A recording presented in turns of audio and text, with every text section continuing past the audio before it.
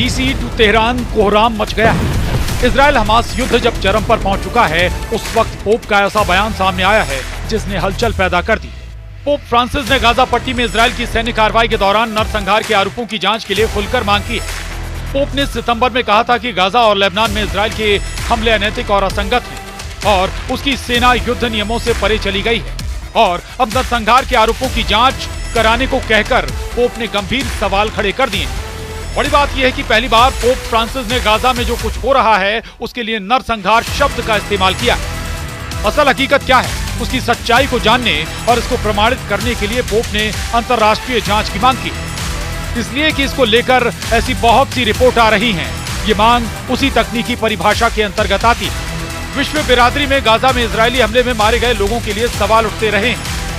America ने तो Israel को यहां तक धमकी दी थी कि आम फिलिस्तीनियों की मौतों का सिलसिला थमा नहीं तो वो इजराइल को दी जाने वाली सहायता रोक देगा। लेकिन गाजा में मौतों का सिलसिला तब थमता जब इजराइल हमला करना बंद करता। इजराइल के प्रधानमंत्री बेंजामिन नेतन्याहू आम फिलिस्तीनी की मौत पर दलील देते रहे हैं कि इसका कारण यह है कि हमास के आतंकी इन लोगों को ह्यूमन शील्ड की तरह इस्तेमाल करते हैं। इजराइल उन्हीं रिहायशी इलाकों पर हमले करता है जहां हमास के आतंकियों के छिपे होने की आशंका होती है। हाल में गाजा के दक्षिण में खान यूनिस में इजराइल डिफेंस फोर्स ने हमला किया। यहां विस्थापित लोगों के लिए शेल्टर है। इजराइल डिफेंस फोर्स ने अंधाधुंध गोलीबारी की। नतीजा हुआ कि बच्चों और उनके माता पिता की मौत हो गई। वहीं उत्तरी गाजा के बेल लाहिया इलाके में भी हमले में कम से कम 30 लोग मारे गए। स्थानीय लोगों के मुताबिक कई मकानों को भी नुकसान पहुंचा है। इसके अलावा गाजा पट्टी में इजरायली हमलों में 12 लोगों की मौत हो गई। इजराइल की पुलिस के मुताबिक कैसेरिया में प्रधानमंत्री नेतन्याहू के निजी आवास पर गोले दागे जाने के बाद 3 संदिग्धों को गिरफ्तार किया गया। हमले को लेकर इजरायली फौज IDF की ओर से स्टेटमेंट जारी की गई। इसमें बताया गया कि बेल लाहिया इलाके में मौजूद आतंकी अड्डों को निशाना बनाते हुए ये अटैक किया गया। हमास की गतिविधियां तेज होती देख वहां पर अटैक किया गया है। बयान में कहा गया कि युद्ध क्षेत्र से नागरिकों को निकालने के प्रयास जारी हैं।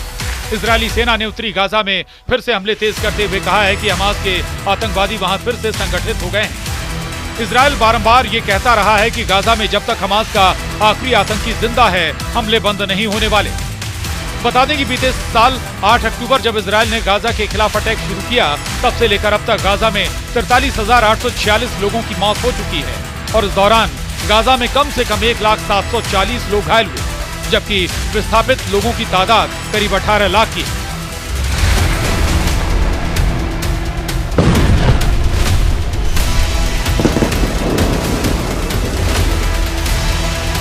हालांकि हमास का चीफ इस्माइल हानिया मारा जा चुका है। दूसरे चीफ बने याहिया सिनवार को भी इजरायली फोर्स ने मौत के घाट उतार दिया है और इस वक्त हालात ये हैं कि हमास का कोई भी ऐसा कमांडर जिंदा नहीं बचा है जिसकी कोई अपनी पहचान हो। कुल मिलाकर कहें तो संगठन हमास अपने सबसे बुरे दौर से गुजर रहा है। लेकिन नोट करने वाली बात यह है कि सिर्फ 40 किलोमीटर लंबी और 7 से 8 किलोमीटर चौड़ी गाजा पट्टी अब तक इजराइल की मुट्ठी में नहीं आ सकी है। इजराइल की इसे लेकर दलील है कि हमास के रिहायशी इलाकों में छिपे आतंकी इसकी बड़ी वजह है। दूसरी वजह है हमास की लंबी चौड़ी सुरंगें और तीसरी वजह है ईरान का हमास को समर्थन। गाजा में होने वाली मौतों को लेकर अमेरिका चिंता जता चुका है। 13 अक्टूबर 2024 को अमेरिकी अधिकारियों की ओर से इजराइल को एक पत्र भेजकर कहा गया है कि गाजा में मानवीय स्थितियों को सुधारें वरना अंजाम भुगतने के लिए तैयार रहें। इसके लिए 30 दिनों की समय सीमा तय की गई। इससे पहले इस साल की शुरुआत में जब इजराइल की ओर से दक्षिणी गाजा में अपने ऑपरेशन को विस्तार देने की कोशिश की जा रही थी तो अमेरिका ने हजारों बम की डिलीवरी रोक दी थी। हालांकि जल्द ही अमेरिका ने हथियारों की आपूर्ति फिर शुरू कर दी, जिसके बाद इजराइल ने गाजा पर तो बमबारी की ही, लेबनान पर भी जोरदार हमला किया था। गाजा पट्टी में भीषण इजरायली हमलों के बीच संयुक्त राष्ट्र की एक विशेष समिति ने भी कहा कि गाजा में इजराइल की नीतियां और युद्ध के तरीके नरसंहार के अनुरूप। UN मानवतावादी कार्यालय यानी OCHA ने कहा कि पिछले 2 दिनों में उत्तरी गाजा तक मदद पहुंचाने की 6 कोशिशों को ब्लॉक किया गया है। OCHA के मुताबिक गाजा की घेराबंदी के जरिए मानवीय सहायता में रुकावट पैदा करके आम नागरिकों और सहायता कर्मियों को निशाना बनाकर इजराइल ने पूर्व मंशा के साथ भुखमरी को युद्ध तौर तरीकों के रूप में इस्तेमाल किया। गाजा में इजरायली सैनिकों ने महिलाओं और बच्चों समेत फिलिस्तीनियों के साथ क्रूर अपमानजनक बर्ताव किया, लेकिन इजराइल की सेहत पर इसका कोई असर नहीं दिखा। अमेरिका के डबल स्टैंडर्ड, संयुक्त राष्ट्र में इजराइल को अमेरिका का साथ और बेंजामिन नेतन्याहू की इजरायली बंधकों को लेकर जताई गई चिंता की आड़ में सब कुछ दब गया। गाजा इस वक्त करीब करीब कब्रिस्तान में तब्दील हो गया है।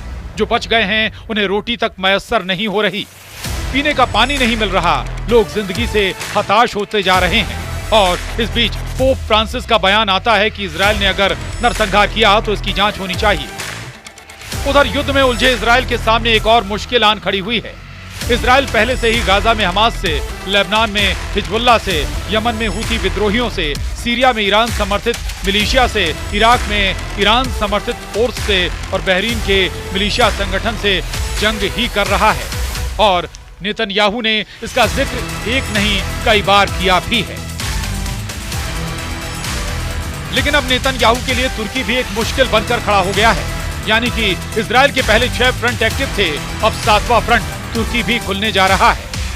तुर्की ने एलानिया तौर पर इजराइल को दुश्मन देश मान लिया है।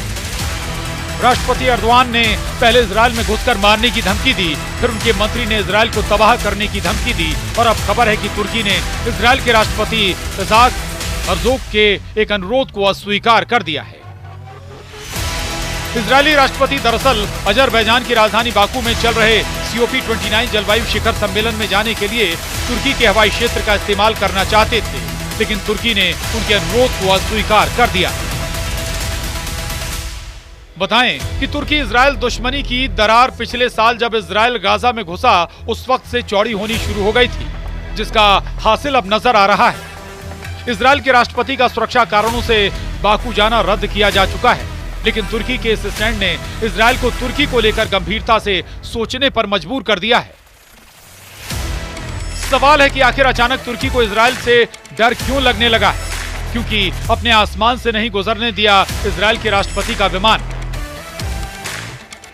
कल तक जो तुर्की गाजा में इजराइल के हमलों को लेकर विरोध कर रहा था और साथ ही इजराइल को तेल की सप्लाई कर रहा था, तब अचानक ऐसा क्या हुआ कि तुर्की ने इजराइल से सीधा पंगा ले लिया। तुर्की के राष्ट्रपति रेसेप तय्यप एर्दोआन ने सऊदी अरब और अजरबैजान के दौरे के दौरान इजराइल से संबंध खत्म करने का ऐलान किया। एर्दोआन ने कहा कि मेरे नेतृत्व में तुर्की गणराज्य की सरकार इजराइल के साथ किसी भी तरह का संबंध जारी नहीं रखेगी और हम अपने इस रुख पर आगे भी कायम रहेंगे। बता दें कि तुर्की और इजराइल के संबंध मुश्किलों से भरे रहे हैं। तुर्की दुनिया का पहला मुस्लिम बहुल देश था जिसने इजराइल को मान्यता दी थी। सवाल फिर वही, तो फिर अचानक क्यों तुर्की ने इजराइल से अपने संबंध खत्म कर लिए? دول العالم لمراجعة علاقاتها مع دولة الاحتلال وعدم تطبيع علاقاتها معها أمام عدم التزامها بالقانون الدولي وارتكاب الإبادة الجماعية واستهداف وكالة الأونروا في فلسطين। एर्दोआन के दिमाग में क्या चल रहा है, समझने के लिए आपको रियाद से आई ये तस्वीरें देखनी होंगी। रियाद में आयोजित ये सम्मेलन का नाम अरब इस्लामी शिखर सम्मेलन दिया गया था। रियाद में आयोजित इस कॉन्फ्रेंस में सिर्फ गाजा और लेबनान में चल रहे इजरायली हमले पर ही चर्चा हुई और इस शिखर सम्मेलन में तुर्की के राष्ट्रपति एर्दोआन भी हिस्सा लेने पहुंचे थे। उधर इसी अरब इस्लामी शिखर सम्मेलन में सऊदी अरब के क्राउन प्रिंस ने इजराइल के हमलों को नरसंहार करार दिया। बात यह है कि पूरी दुनिया को मालूम है कि तुर्की की अर्थव्यवस्था की हालत ठीक नहीं है, इसीलिए एर्दोआन अपने इलाके के देशों से रिश्ते गहरा रखना चाहते थे। उनके इस प्लान में इजराइल भी शामिल था। सितंबर में ही एर्दोआन ने न्यूयॉर्क में संयुक्त राष्ट्र की आम सभा में इजरायली प्रधानमंत्री बेंजामिन नेतन्याहू से मुलाकात की थी और उन्हें अंकारा आने का न्योता दिया था। एर्दोआन चाहते थे कि वो इजराइल और हमास के बीच मध्यस्थ बने, न कि इजराइल को नाराज करें। एर्दोआन ने ऐसी ही कोशिश यूक्रेन और रूस के बीच ग्रीन कॉरिडोर डिप्लोमेसी के रूप में की थी और उन्हें कामयाबी भी मिली थी, लेकिन अचानक से एर्दोआन के बोल बदलने लगे। हालांकि ये भी गौरतलब है कि नेतन्याहू और एर्दोआन के बीच तनातनी तो बहुत दिनों से चल रही थी, लेकिन अब बात आर पार की जंग तक पहुंच गई। सबसे बड़ी बात यह है कि हालात इजराइल के लिए मुश्किल भरे पैदा हो चुके हैं, क्योंकि तुर्की नेटो का मेंबर है और नेटो पर हमला करने का मतलब क्या होता है ये दुनिया जानती है। लिहाजा मामला बेहद बुरा फंस चुका है और इजराइल एक तरफ तुर्की तो दूसरी तरफ पोप के नरसंहार वाले बयान पर उलझ चुका है।